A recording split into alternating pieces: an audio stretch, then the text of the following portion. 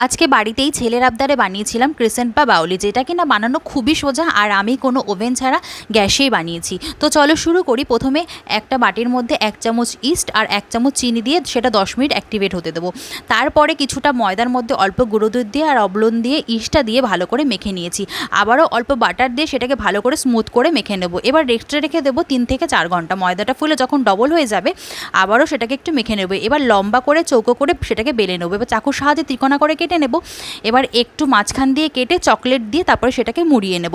এবার একটা থালাতে বাটার পেপারে বাটার ব্রাশ করে সেটাকে সুন্দর করে সাজিয়ে দেবো এবং ওপর থেকে ডিম আর দুধের ব্যাটার দিয়ে একটু ব্রাশ করে দেবো। এবার ওভেনে একটা ভাতের হাঁড়ি স্ট্যান্ড বসিয়ে থালাটা দিয়ে ঢাকা চাপা দিয়ে দেবো। 45 মিনিট বেক হতে দেবো।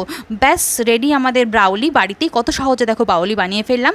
তোমাদের ভিডিওটি কেমন লাগলো অবশ্যই জানিও। ভালো লাগলে একটি লাইক করতে যেন ভুলো না। বাড়িতে সবাই ট্রাই করো আর ট্রাই করে বলো আমায় জানিও কেমন হয়েছে। আমারটা দেখো কতটা সফট হয়েছে। টাটা।